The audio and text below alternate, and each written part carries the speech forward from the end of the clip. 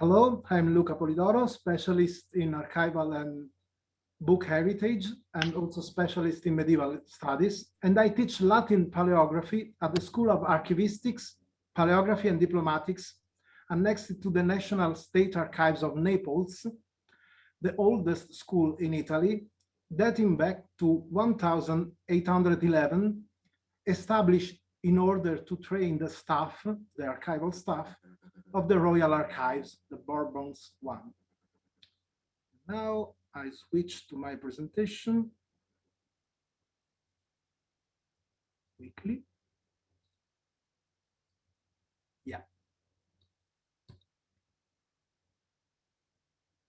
The Italian Archivistic Paleography and Diplomatic Schools, public, free, and at para-university level, are located in 17 locations in the state archives, in the cities, seat of the governments of the Italian pre-unification states. The school offers 2-year training in archival, paleography, diplomatics, and related subjects. And you can see some strange symbols that maybe they should be familiar to paleographers, if there are any here. And also a quote by Léopold Génicot about the importance to decipher the sign and the letters we talk about, and also an example of transcription. With this introductory quote and the following example of transcription, we entered the world of Latin paleography. Paleography, from Greek palaios, old, and graphein, writing or script, is the science of ancient handwriting, but limited to those of non-monumental documents. The writing on monuments are studied by epigraphy, made on various materials, mainly papyrus, parchment, and of course paper. Paleography studies the development and transformation of writing, establishing for each type the characteristic and the period in which a specific script was used, and thus allowing to establish with certainty the authenticity of the documents and with great approximation the time of those that are not dated. As is well understood, there can be as many paleographies as there are scripts used in the world, but the study has been limited, in fact, to those systems of which there are very numerous documents, which cover a vast period of time and which have considerable historical and literary importance. Latin paleography studies the scripts written in the Latin alphabet, of course, not only in Latin, from its origins, which date back approximately to the 7th century before Christ, and continues until the spread of typography in the 16th centuries. The origin of Latin paleography is linked to that of diplomatics. Paleography had its first foundation, especially in the documents, before the codices. Diplomatic science originated in the 17th century in connection with the state of literary and historical studies of the time, especially in France. At this time, very lively disputes arose with controversial publication, the so-called Bella Diplomatica, a war of charts and erudites, by erudites, between Jesuits and Benedictines about the authenticity of ancient documents. Maximum representative of the Jesuit was Daniel Papebrock, the successor of Jean Bolland, the founder of the Bollandists, in the Acta Sanctorum, and the leading exponent of the Maurini, the Benedictines of the Congregation of Saint Maur, founded in 1618, was Jean Mabillon.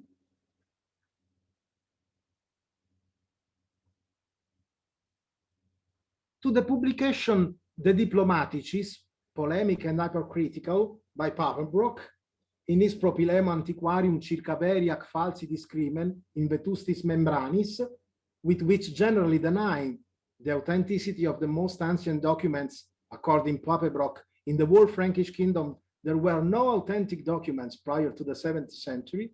The most ancient source of the glorious history of the Benedictine order and its monasteries were deprived of value. So Mabillon replied with its De Re Diplomatica Libri Sex. We haven't so much time to see the works, by the way, a work in which we also made the first attempt at a scientific level of the study of Latin scripts. Okay, we are skipping a bit and going straight to the paleographical method, or better, yep.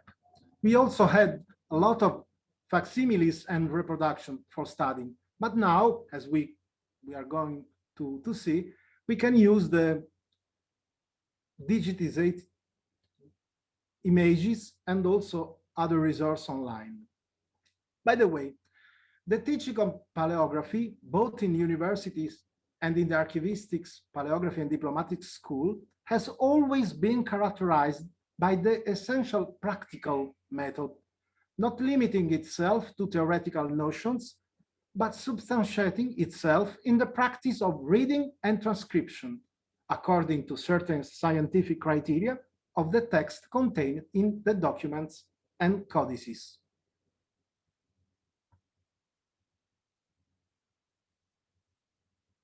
As stated by the one who invented paleography, Jean Mabillon, rectius docent specimina quam verba.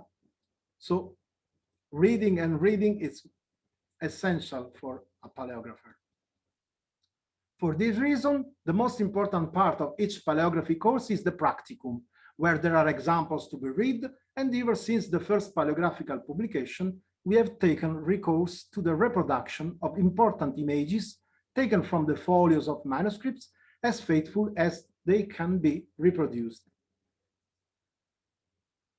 And now we are gonna talk about the focus and the main subject of our talk. IIIF annotation of manuscripts from the Vatican collection.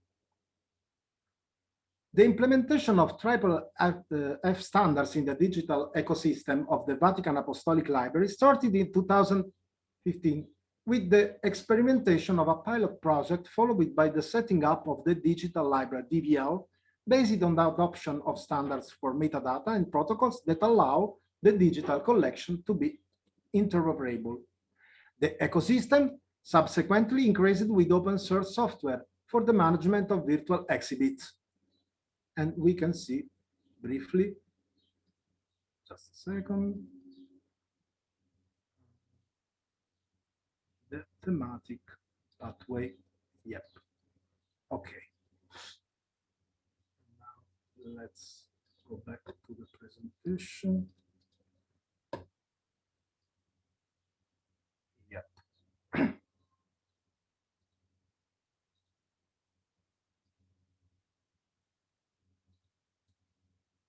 Using Spotlight in teaching Latin paleography. The Spotlight we familiar call the thematic pathway Spotlight from the web address, as you can see. The Spotlight web resource allows the study of medieval script in the context of manuscript that preserve it. It is precisely by using Spotlight, I think for first time in Italy, that the teaching of Latin paleography at the School of Archivistics, Paleography and Diplomatics was characterized. In fact, due to the no pandemic situation, it was not possible to teach in person. Therefore, the school management decided to use the WeSchool platform, which allows optimal management of teaching activities remotely, I mean, online. In a lesson, the first part was dedicated with the support of PowerPoint presentation and the use of other online resources to the necessary theoretical explanation of the characteristic of a given script, in which, in addition to its origins and development, the alphabet and the characteristic of particular significant letter were illustrated. The second part of the lesson, maybe I should say the more important, consisted in the first place of an immediate approach to the reading by the students of some folios of manuscripts written in the studied script, mainly from the digital library of the Vatican Library. And we have a witness of insular majuscule or round insular, the Barberinianus Latinus 570. Just a second that I will show you briefly.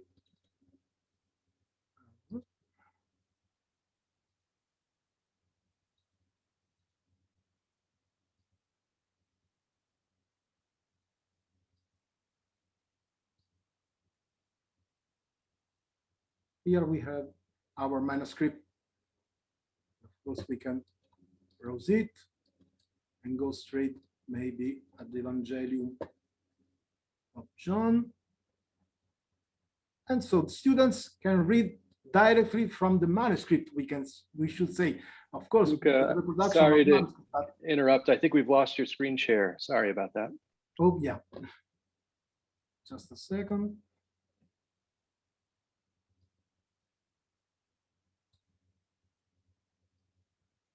Now you are seeing. Yes. So we have the manuscript,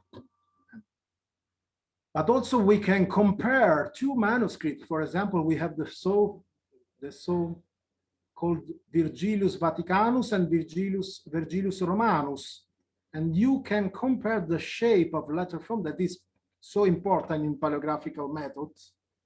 So you can see differences between majuscule M, or for example, or A, and so on. So it's for real powerful and useful.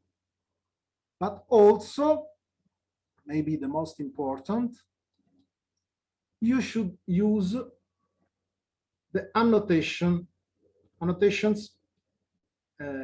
by using Spotlight. So, as I told, the second part of the lesson consisted in the first place of an immediate approach to the reading, but also the lesson usually ended with an in-depth and commented analysis of a page of a manuscript, paying particular attention to the annotation. Now we are, unfortunately, the annotation are in Italian. By the way, maybe the Vatican Library will translate as soon as possible. But as you can see, a student can browse the image, of course. He or she has the transcription, of course, but maybe the most important part, annotations. This is undoubtedly the most relevant aspect from the educational point of view. The annotation allow, in fact, to highlight some of most peculiar elements on the paleographic examination. The shape of a letter, a binding of two or more letters, ligatura, the so-called ligatura, for example, TE and other letters, TI, sorry. And of course, in the context of the mise-en-page, the overall image of the folio. If the controlled transcription, readable line by line, present in the annotated page allows to verify the correctness of the reading intended as mere decoding of the graphic signs, the orthographic, because we also have orthographic and philological annotations that allow to think about the correct preparation of an edition and not just a transcription that makes the text understanding to the reader. We are now seeing the marvelous example of Merovingian cursive scripts, not so easy to read, even for good paleographers, that tends to be vertical. And when we teach about script, we are seeing directly the script, and it's quite important. In past, we used, and also I studied on photocopies, or sometimes on photocopies of photocopies, so not so easy to read. And now we have instead this kind of instruments. And this is an example of the writing that you can observe in a prayer added to a blank page of a codex containing the so-called Missale Gothicum, and with all the annotations. And also students can, of course, annotate on their space. And I hope that in future we are going to improve it. So to conclude, overall, and on the basis of the checks carried out, because of course we had some verification tests, a more than satisfactory profit can be affirmed from the use of Spotlight from the Vatican Library, which is expected to continue to be used also in the future, with the hope of increasing transcription and annotations of the images directed by the students and scholars, of course, in order to verify the correct identification of every single element. In our time, I just show you some of the features, of course. You can also visit the pathway, the Latin paleography pathway, or, yeah. And let's take just to conclude a look of course, about the annotation. You have all, you can search for script, of course, answer, semi-answer, and so on, but also you can search for date and so on, and for annotation tags that are quite precious because, for example, we have an annotation about the letter form of D or E and so on. And that's, I think, all for my presentation. Thank you for your attention. Great. Thank you so much, Luca. That's just a wonderful view into, yeah, the pedagogical intersections with paleography and of course that wonderful Spotlight project from the Vatican. We do have just a handful of minutes here for questions, and there's one question for you, whether you know the answer or not, I'm not positive, but Ben Companion asks, how are annotations created? I think in that Spotlight tool, or how are the annotations created and stored? Are they stored in Spotlight? Oh, the official, I mean, the annotation that you saw, of course, are from the staff of Vatican libraries.